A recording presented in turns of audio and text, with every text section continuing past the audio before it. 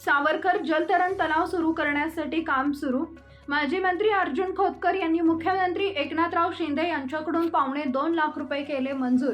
सावरकर जलतरण तलाव सुरू करा या मागणीसाठी ठाकरे गट शिवसेना जिल्हा प्रमुख भास्कर अंबेकर यांनी दिले आयुक्तांना निवेदन।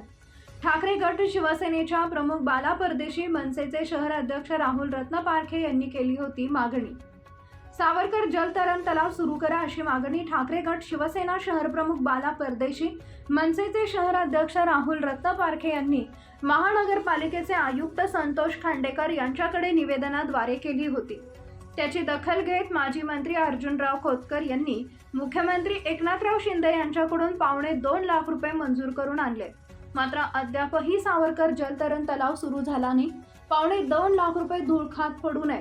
ठाकरे गट शिवसेना जिल्हा प्रमुख भास्कर अंबेकर यांनी आयुक्त संतोष खांडेकर यांच्याकडे निवेदनाद्वारे मागणी केली आहे। यावेळी जालना महानगरपालिकेचे आयुक्त संतोष खांडेकर बोलताना म्हणाले, कारवाई सुरू असून टेंडर अंडर प्रोसिजरमध्ये असल्याचं आयुक्त संतोष खांडेकर यांनी दिनांक 30 जुलै रोजी दुपारी 12 वाजताच्या दरम्यान बोलताना म्हटलंय।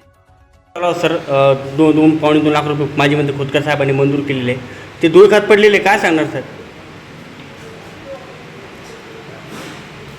कार्यवाही चालू आहे, त्याची टेंडरमध्ये आहे, टेंडर प्रोसिजरमध्ये आहे। आज भास्कर आंबेकर साहेबांना निवेदन दिले त्याच्यावर टेंडरमध्ये आहे, टेंडर प्रोसिजरमध्ये आहे, काम चालू आहे।